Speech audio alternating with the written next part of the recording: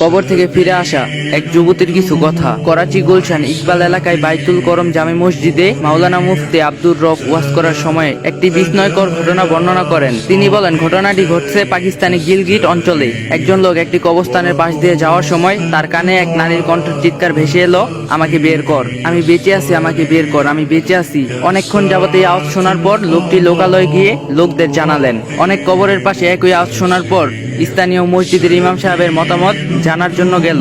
ইমাম সাহেব কবর খুঁড়ে মেয়েটিকে বের করার সিদ্ধান্ত জানালেন। কবরের উপর মাটি সরিয়ে একখানা তক্তা সরিয়ে দেখা গেল কবরের ভিতর বসা মেয়েটির উলঙ্গ, তার গায়ে কাফন নেই। মেয়েটি বলল, আমাদের বাড়ি গিয়ে আমার জন্য পোশাক নিয়ে এসো।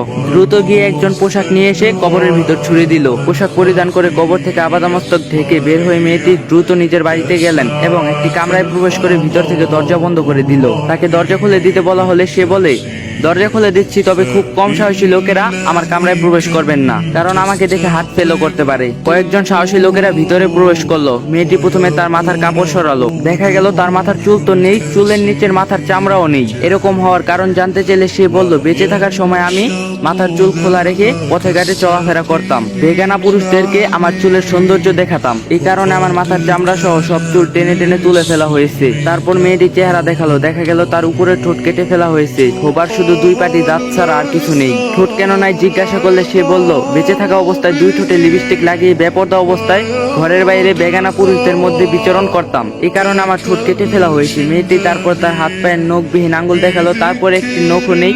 নখ কেন নাই জিজ্ঞাসা করলে সে বলল, আমি হাত পায়ের আঙ্গুলে নীল পালিশ লাগাতাম, এই জন্য আমার হাত পায়ের নখগুলা তুলে ফেলা হয়েছে। মাথা, ঠোঁট এবং নখ দেখানোর পর মেয়েটি আর কোনো কথা বলল না, নিচু হয়ে ঢলে পড়ল। দেখা গেল তার প্রাণবিহীন দেহ পড়ে আছে। মেয়েটিকে পুনরায় তার কবরে দাফন করে দেয়া হলো। তো এটাই ছিল ঘটনা।